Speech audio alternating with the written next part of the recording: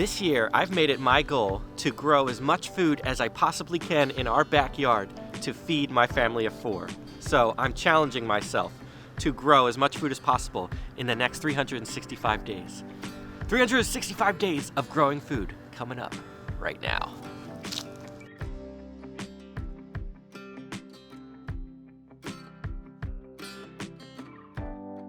So my mission here on YouTube is changing a little bit, and that happens throughout the years as it has since we first started. Actually, our channel was originally called Once Upon a Tiny House, and I made a lot of videos talking about how we were living small in our tiny house, debt-free lifestyle stuff.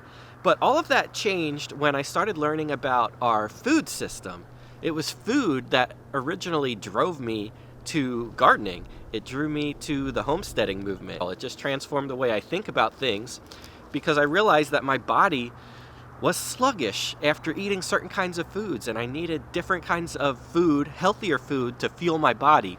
And I wasn't finding that in a lot of the commercially grown foods that you'll find at the grocery store. And then I started learning about people like Joel Salatin and Justin Rhodes, and that drew me to learn more. And it made me want to start growing my own food, and that's when I started gardening. And our channel transformed from Once Upon a Tiny House to Once Upon a Tiny Farm, and it was all about building our backyard gardens, and eventually the backyard gardens became a actual farm where I expanded a portion of our backyard into a market garden space. And that's what I've been doing for the last 4 years. I've been selling food at local farmers markets by me, selling our salad mix, our carrots and radishes, everything that I could really grow.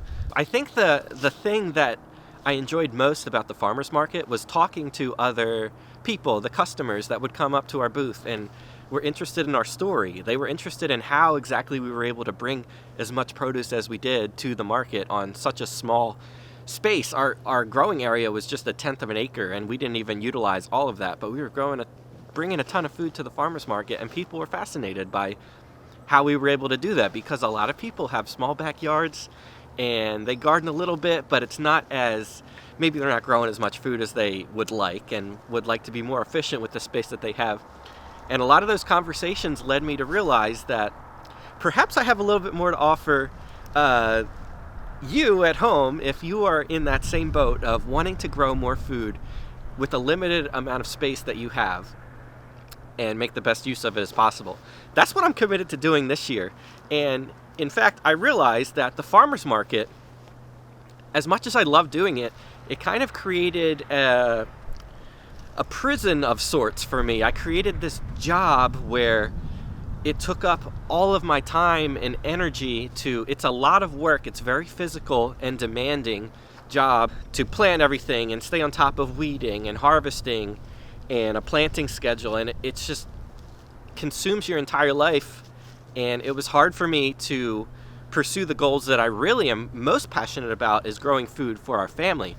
And I actually wasn't able to do that because a lot of the space, I was using our space to grow crops for the market, and then I would sell out of all those crops at the market, and then our family was left with barely anything left at all from our own garden space because we sold it all at the market, and then we were still having to go to the grocery store and buy more of our food that isn't always the healthiest food at the grocery store. It kind of eliminated the point of everything that we were doing.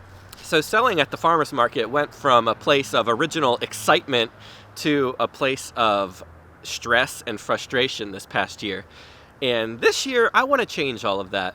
Life's too short to be stressed out and trying to force things to happen that just don't seem to be falling into place. But what's always been on my heart, heavy on my heart, is growing food.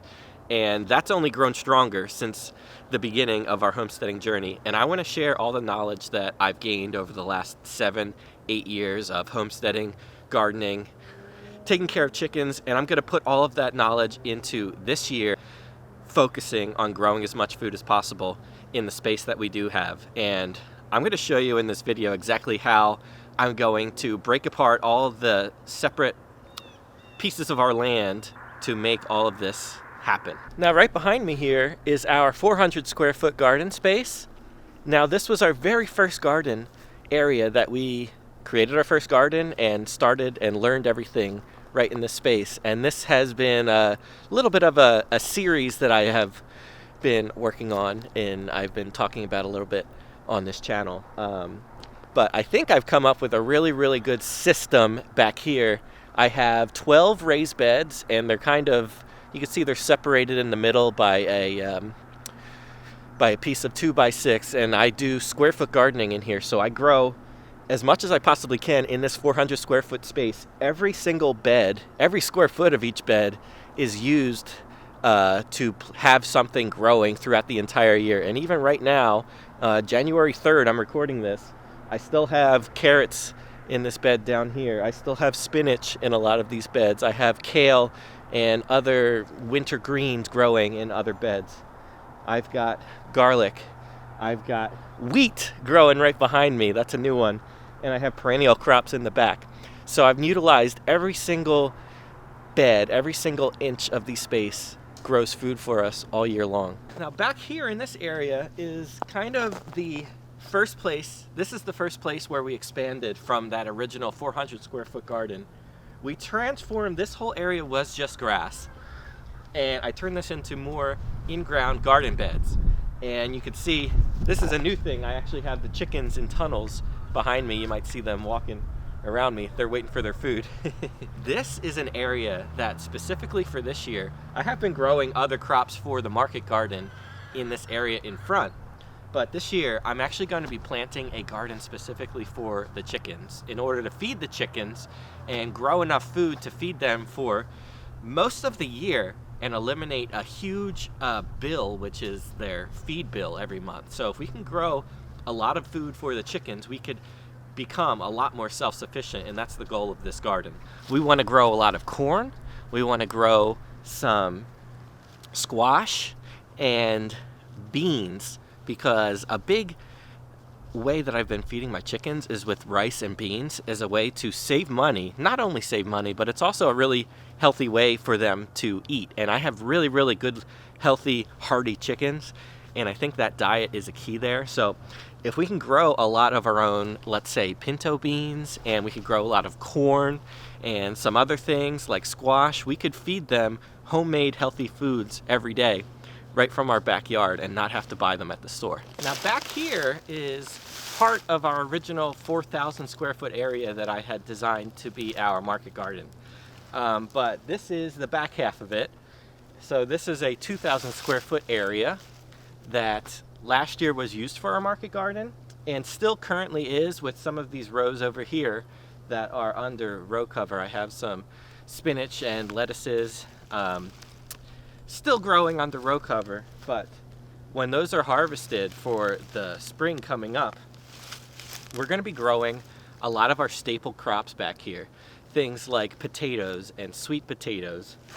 We're growing things back here. This is the furthest away from our house, and what I've learned is it's really important to keep the things that you need to stay on top of, crops you really need to keep an eye on, need to be as close to your house as possible so you can keep an eye on them. But things like potatoes, sweet potatoes, those are things we could plant once, really just plant, and then we'll come back and harvest them. And they're really low maintenance crops that produce a lot of harvest for you. We're putting those all the way in the back end of our property here. This area, last year I tried to grow a chicken garden last year here, and I grew a big patch of corn that got decimated by deer. So that's a reason why we're going to be planting our chicken garden right in the area in front of our house, so I can keep a better eye on it and keep an eye on any potential deer and pests that want to destroy it. And back here, hopefully they will leave the potatoes and sweet potato plot alone.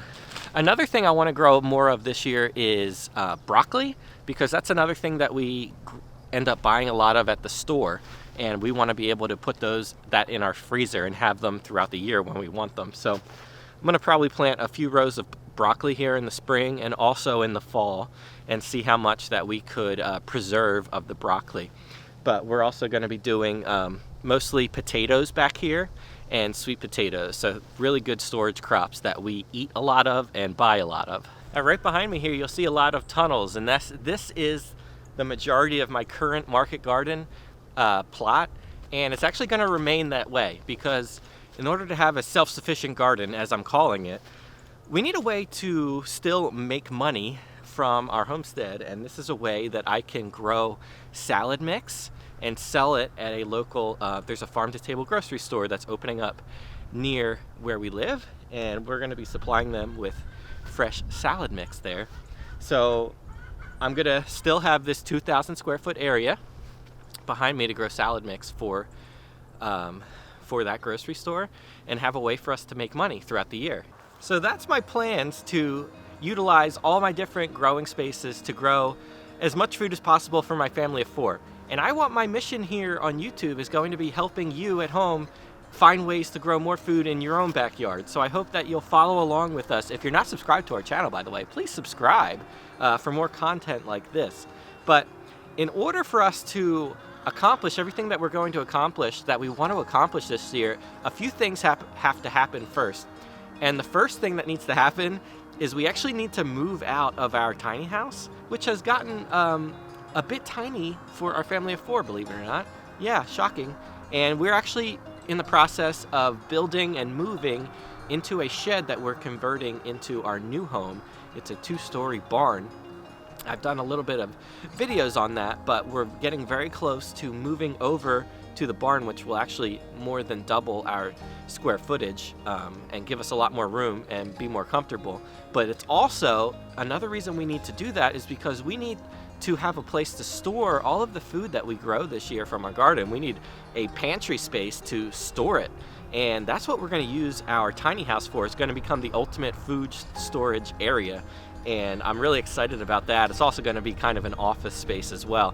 But we need to get out of the tiny house in order to do that. So you're going to see some videos coming up where we are getting ready to move into our barn, installing the wood stove and things like that. So like I said, stay tuned for all of those exciting things and new content coming up.